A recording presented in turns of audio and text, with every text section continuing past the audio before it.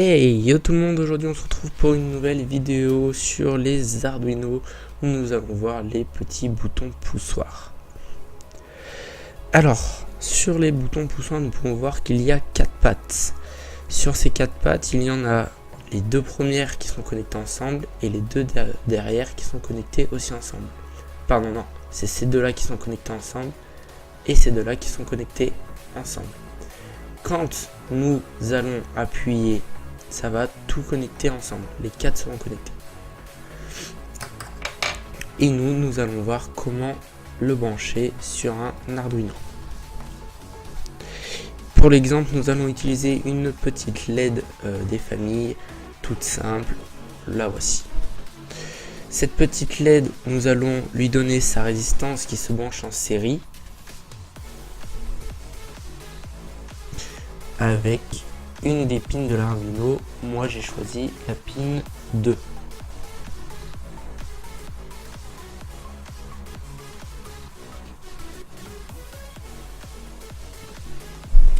Ensuite, nous allons brancher le moins de la LED au moins de l'Arduino.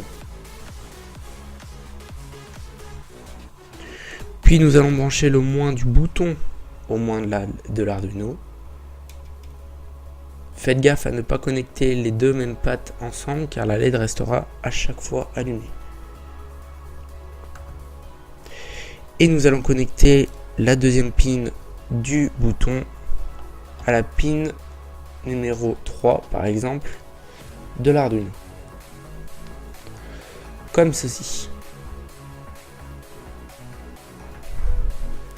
Faites bien gaffe à la LED que j'ai pas précisé de ne pas mélanger les polarités. Nous allons passer maintenant à la partie du code et nous allons donc ouvrir le logiciel Arduino. Alors voilà, après avoir ouvert le logiciel Arduino, nous allons pouvoir commencer le code. Nous allons déjà initialiser une première variable qui va permettre de dire où est le bouton. Pour nous, nous l'avons mis sur la pin numéro 3. Nous allons mettre une deuxième variable qui va faire exactement pareil que le bouton, sauf que ça sera pour la LED. N'oubliez pas de mettre const en début, car de toute manière, cette variable ne changera jamais et ça prend moins de place sur l'Arduino. Nous l'avons mis sur la pin 2. Et une dernière variable, ça sera pour l'état du bouton. Donc on va l'appeler push button.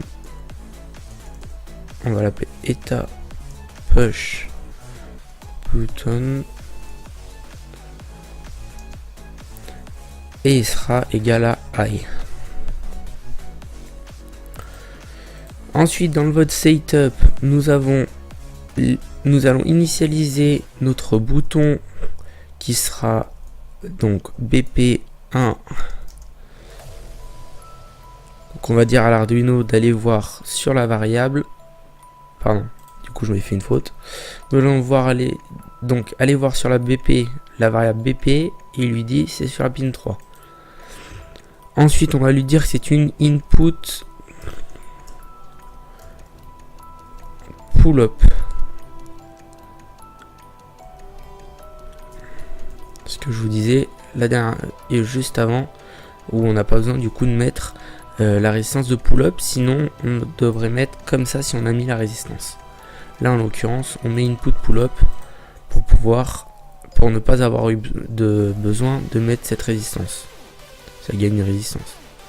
Et nous faisons pareil avec la LED, tout simplement. LED que nous allons dire que c'est une output. C'est fini pour le setup. Nous allons passer maintenant au void de loop.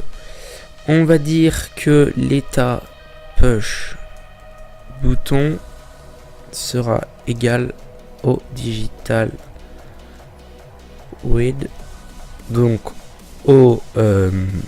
à la pin digital BP1 BP. Donc encore une fois, on va dire à l'Arduino d'aller se référencer à la variable BP. Ensuite, nous allons dire à l'Arduino que si l'état du push button est égal à low, c'est-à-dire qu'il sera appuyé,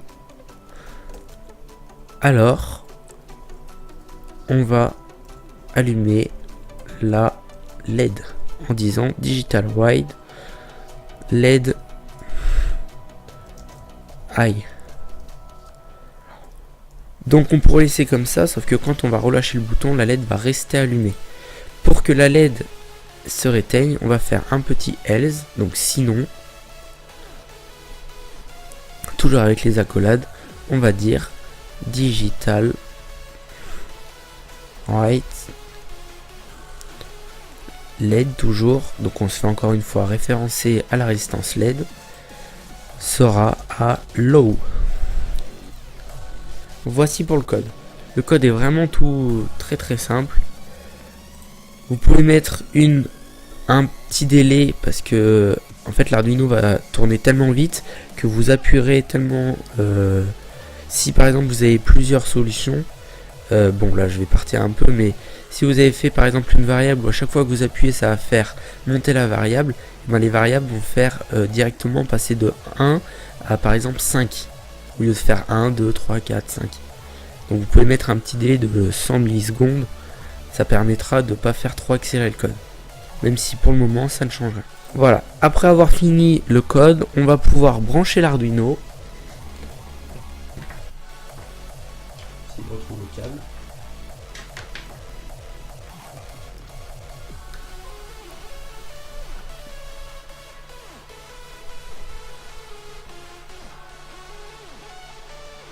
Ok, une fois que l'Arduino est connecté, nous pouvons téléverser en faisant bien gaffe à mettre en anneau et de mettre le bon port. Et nous pouvons téléverser. Et voilà, ensuite nous pouvons tester le projet et nous voyons bien que dès que nous appuyons, ça s'allume.